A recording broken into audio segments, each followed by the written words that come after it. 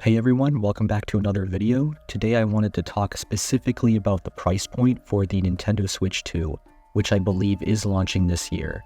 But before we get started, I do want to talk about something that has been brought up to my attention in previous videos comments regarding my audio quality, my mic quality. So I do understand that some people may find my mic quality is not very good. I do apologize for that. I'm still working on my setup, but right now, I'm going to try something a little bit different. People have told me that maybe I'm a little too close to the mic. They can hear all can hear all the noise. They can hear all the sounds my mouth is making. So I want to make sure that I'm working on it. I am listening to your guys' feedback. Don't worry. But right now, I'm just testing things out a bit. So right now, I do have my mic in a slightly different position. So hopefully it alleviates some of that. If it doesn't, please let me know in the comments below if I could still make some improvements. I'm continuing to improve my mic setup, so just wanted to get that out of the way really quick. Okay, so the topic at hand. Today, or I think it was yesterday, a news story came out regarding the Nintendo Switch 2 from Dr. Serkan Toto, which Video Games Chronicle VGC actually covered.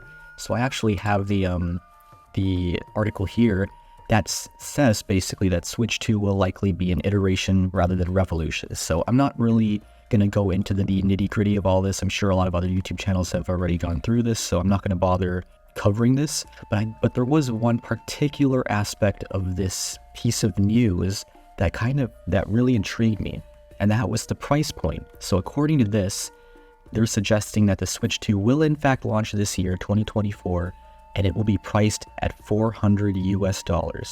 So I wanted to talk more specifically about the price point for the Switch 2 in this video, and what is a good price point for this console, what makes the most sense.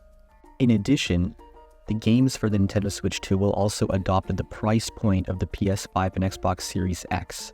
So games that were $60 at one point will now be $10 higher, $70, basically the standard for this current generation.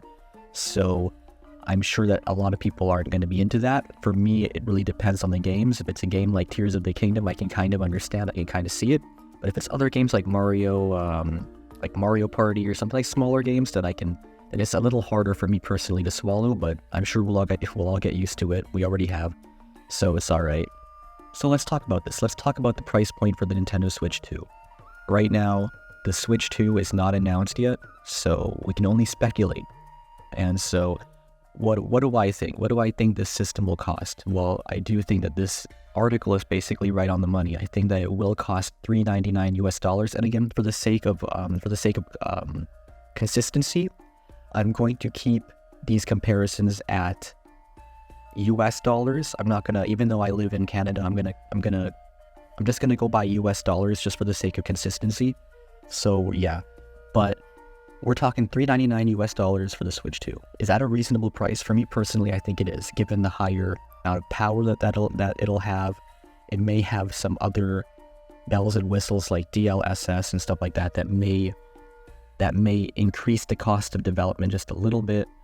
Obviously, the parts and everything, we've heard that they're using an LCD screen instead of an OLED screen. So to, I guess, lower down the cost of making the console, therefore making it cheaper for us consumers.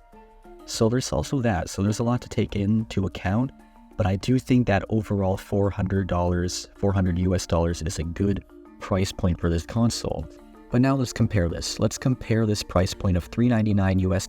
Let's compare it to other Nintendo consoles and how they fared given their prices. So if we're talking the Nintendo Switch, let's talk about the Nintendo Switch first. The original Nintendo Switch was $299 at launch. So therefore, this next-gen Nintendo system, whatever it'll be, if it's a next-gen Switch or if it's a next-gen whatever, it's $100 higher at launch. Will that be okay for people? That's the biggest question, I think. Will it be okay for people? For me personally, again, it is. I'm okay with that price point, but I think a lot of people may be turned off by that price point a little. But again, we can look to the past at how people reacted to higher or lower Nintendo prices. So even before the Switch, right? So for the Switch, $299. The system sold really well even at launch, and it started to fly off shelves. Guess what? There is still no price drop. To this day, the system still costs $299. Maybe you can get it for cheaper during sales or during and I mean temporary sales, very, very temporary sales. But otherwise, you are still looking at $299 is the base price, is the main price point for this system. Even to this day, 7 years later, it's still $299, which is a testament to how successful the system is. So at this point, we might see a price drop for it, but Nintendo hasn't announced anything for that yet. It is still $299. It is still successful. So that is one case. Now let's talk about the system before the Switch. Let's talk about the Wii U. A very different situation in many ways. The Wii U came out with two SKUs, two models at launch. The basic model, which was white, and then there was the deluxe model, which was black, and I believe it came with Nintendo Land. So there was an extra game bundled into it, like Wii Sports on the Wii. But the Wii U launched at $299 for the basic model, and $349 for the deluxe model. That is $50 higher than the Switch came out at launch, and is Nintendo's most expensive system in recent memory. Now, does price immediately correlate to poor sales at launch? Even though I do believe that there is a partial impact there, that I don't believe that is the reason why the Wii U failed and sold so poorly. I don't think that $50 more for the deluxe edition was necessarily the reason why it tanked. I think there were a lot of other things at play there, but nonetheless, it is a small factor. But I think that the price point for the Wii U ultimately made sense. You have a basic model, it was significantly more powerful than the Wii, right? The basic model was $299. It wasn't too bad, but obviously it had less memory, didn't have a game bundled in with it. You could make the argument that $299 was still a little too much for the basic model, but nonetheless, the Wii U sold what it sold. What about the Nintendo 3DS? That was a very interesting situation. Nintendo 3DS first launched at $250 US, $249.99. Looking back at it, it's actually pretty crazy, but that's what it cost when it came out, $249 US. It was a handheld Nintendo system. Believe it or not, the Wii U was only $50 more. The cheapest model, that is, the basic model. So that was a lot. For a handheld system, Nintendo priced it quite high, and because of that, guess what? The 3DS, it really impacted the 3DS's performance at launch. Severely, in fact, that it actually caused Nintendo to drop the price to $169.99. Imagine going from $250 to $170 in a matter of months. That's how poorly the 3DS was selling when it came out. So this is just, I'm not going to go over the entire history of Nintendo pricing, price points for different Nintendo consoles, but I just wanted to give you an idea of what Nintendo's idea was at the time, what they were doing in the past. And so we come up now to the Nintendo Switch 2, potentially launching this year, or whatever the system is going to be. Again, I know I always say Nintendo Switch 2, but it could very well be called anything else. But just as a placeholder, I'm calling it Nintendo Switch 2. It could be something else, but whatever. So we come back to the system. How much should it cost? Should it cost $399? Should it cost $400 US? For me personally, once again, I think it's a decent price point. At one point, I would have predicted $349.99 US. At one point, I would have predicted $350 for this thing.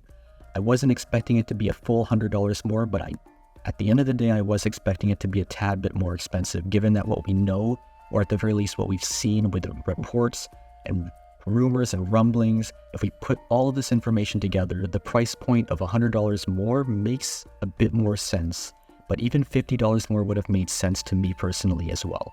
So would I have preferred it to be $349.99? Of course. We would all want it to be as cheap as it could be.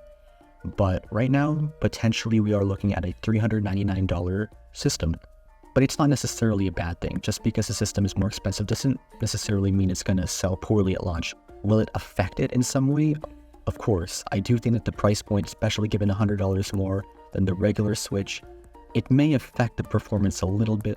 But again, a success is still a success no matter what. Nintendo could still pull things off. We'll have to wait and see.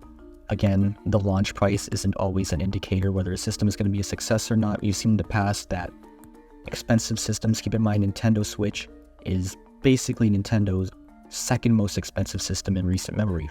Sure, the Wii U cost $50 more, the deluxe model that is, but the base model was the same price, and look how that turned out. Price isn't everything at the end of the day when it comes to launch, but obviously it is a factor. I do think that $499 is a good price, but I would have preferred it to be $50 cheaper. I'm sure you all do too, most likely. Maybe you would have preferred it to be $299, and that probably would have been a very competitive price, very good. But for the power that this thing sounds like it has, maybe it's worth paying the extra money for it. So anyways, guys, those are my brief thoughts on the matter. I hope you enjoyed the video. Please let me know in the comments below what you think it'll cost. Do you agree that I think it's okay if it costs $400 at launch? Or do you agree that $350 is a good price? Let me know in the comments below. And once again, also let me know if my audio quality is good or not. I'm always trying to improve for the channel, so I'm listening to your guys' feedback, so please let me know. Anyways, guys, take care and have a good one.